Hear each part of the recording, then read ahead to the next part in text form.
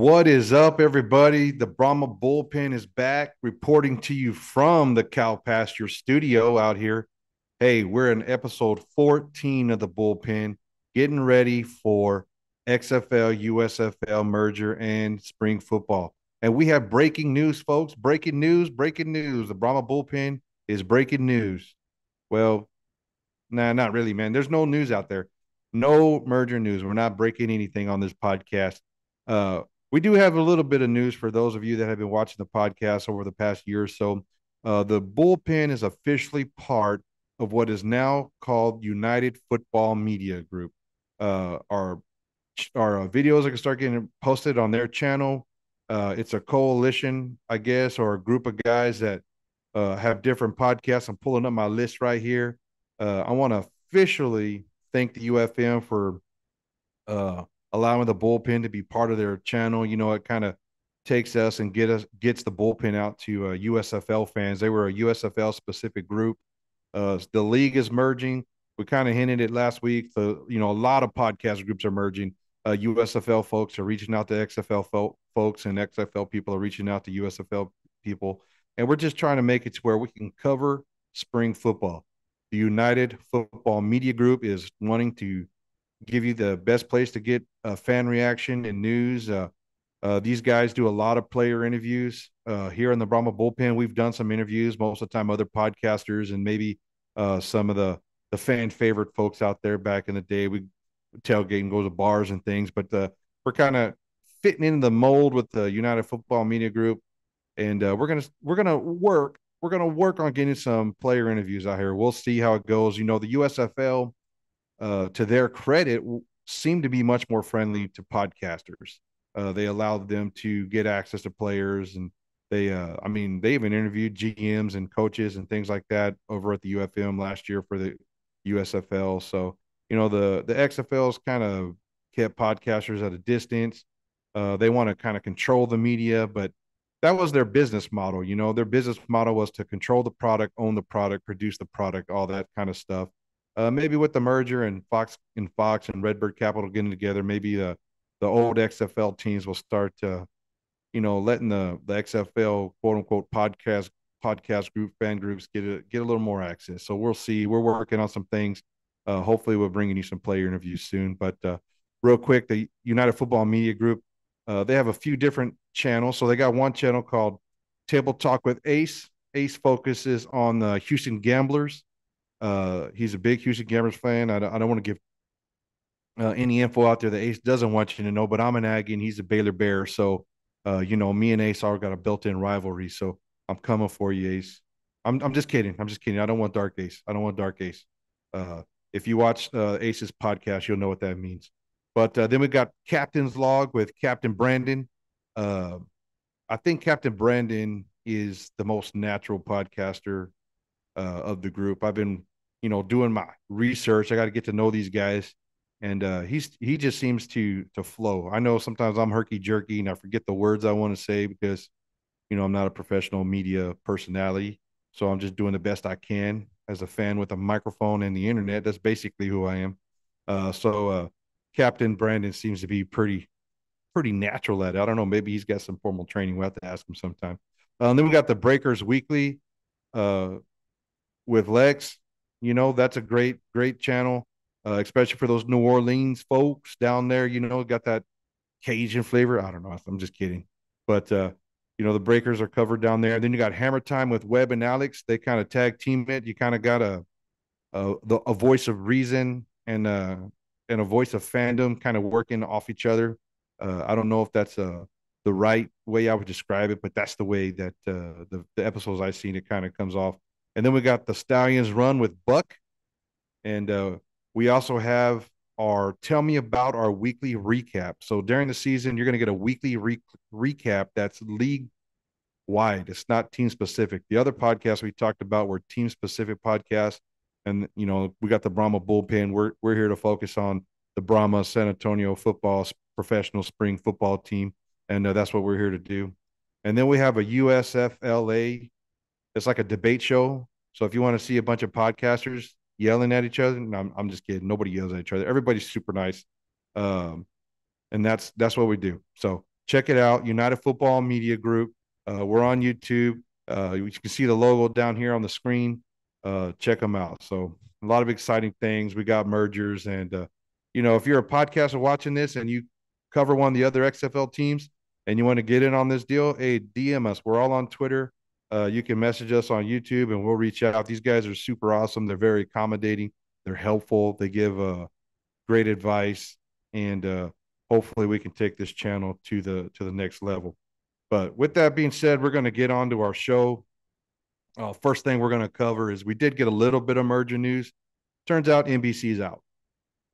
Why is NBC out? There's been different rumors out on the internet. It probably has something to do with ESPN was in bed with the XFL, and Fox owns the USFL. And so where does NBC fit into the mix? And then also probably scheduling. Later on in the year, the league's supposed to be kicking off March 30th. That will put the spring football up against PGA, and NBC does a lot of PGA cover. So that's kind of the news right there. NBC basically said they want their viewership to come from golf, and they don't want to mess with spring football this year. So that's where we're at there. So that's the news we got this week on XFL USFL. Now I'm going to go off on a little bit of a rant. My rant this week is why spring football is already better than the NFL. I hear so many people talk about the NFL needs a minor league team. The NFL needs a minor league team. And I know that players are trying to get game field, they're trying to get paid, and they're trying to get to the big money. My personal goal is for the spring football league to become its own big money one day and have a spring league that competes with the NFL, like in viewership and ratings and revenue and players getting paid. That's what we want. That's what my goal is. That's what my not goal, I guess I should say hope is. That's what my hope is. And you might be sitting there thinking, this stupid dude in a cow pasture is crazy. Spring football is not better than the NFL. I beg to differ. It depends on your definition of better. We're going to look at this story here about number 2 draft pick, first round draft pick, multi-millionaire Zack Wilson. All right. Zack Wilson, look at this headline. Zack Wilson, reluctant to step into the role as Jets quarterback. He doesn't want to be the starter. That isn't shocking of you. Here's a guy getting paid millions of dollars. If we look at Zack Wilson's base salary, his total contract is $3,855,000 and some change. $3.8 million. And we have to listen to this dude whine about not wanting the pressure of being a starting quarterback, or maybe he doesn't want to play behind his old line. Aaron Rodgers was supposed to step in there, rip Aaron Rodgers' Achilles, but he'll be back. He's going to prove science wrong. But rooting for you, Aaron. So Zack Wilson doesn't want to start. He just wants to sit on the bench and collect a paycheck. That's what's wrong with the NFL. That's what's happening in college football. A lot of fans used to watch college football back in the day, and you would say, these guys are playing hard. We want to watch them play hard. We want to see them go out there and earn that NFL spot. And so they're putting their bodies on the line, which fans appreciate and support them in any way that we can. But then you get these entitled athletes. Zack Wilson already went through some entitlement criticism when he first came into the league, and then he does something like this. Well, what do you think's going to happen? Everybody's going to be criticizing you. You make it $3.8 million, boy, get your butt on the field and play quarterback. Throw the damn ball. I don't know what else to say about that. I don't cover the NFL, so I don't mind if Zack Wilson sees the Brahma Bullpen podcast and gets mad at me. I'm out here in the cow pasture, son. Come find me. $3.8 million. Get your butt on the field, dude. Why is spring football better? I'm going to tell you right now, because a gentleman like Cam Brown, go ahead and put this post up from X, my boy Cam Brown. Okay. Cam Brown. What is his goal? What is his motto? Ready for a chance to compete and earn a spot on any roster. Okay. That's a spring football player right there. Put me on the field. I want to earn it on the field. And it doesn't hurt that he quotes Isaiah 40:31. Man has a little bit of respect for religion. There ain't nothing wrong with that. He'll probably get criticized for that by some folks, but hey, man, he's got the right attitude. Is the point I'm trying to make. He wants on the field. He knows that if he works hard, he's going to get rewarded. Those are the players that make it into spring football. Those are the players that we're going to try to interview here on the Brahma Bullpen. We want to know why they're playing spring football and what their goals in life are. Maybe some guys are playing spring football knowing that this is the last chance they have to play professional football. Uh, and they're just trying to live out a dream. Who wouldn't support that? These self-entitled millionaires, man, trying to tell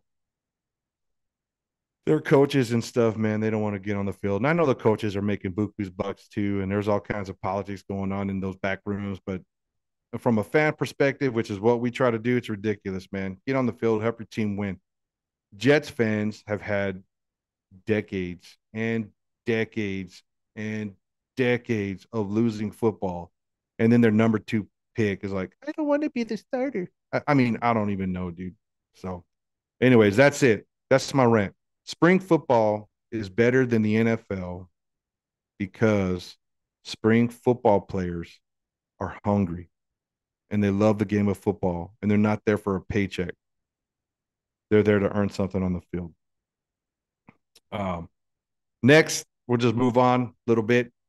James Larson, the GOAT right now. I don't know, man. James Larson and Mike Mitchell are probably the 2 guys that I look for information from the most. James Larson's been extremely accurate lately with his coverage of the merger and the USFL and XFL and player reports and stuff. So I just want to give a shout out to James Larson, Pro Football Network, Pro Football Newsroom. I know maybe we're not supposed to talk about other media groups, but hey, I'm going to do it. James Larson's doing a great job. And here he wrote up an article about the Brahmas. So in future podcasts, we'll probably dive into a little bit. We'll probably quote that article a lot, and just talk about hungry spring football players better than the NFL. So that's coming down later. Last thing we're going to kind of talk about here tonight, because I can't really tell you too much about player interviews. We're still working out the details. I want to talk now that I'm part of a USFL group, United Football Media Group, if I haven't said that enough times yet. But there's been this banter back and forth between XFL and USFL people. And,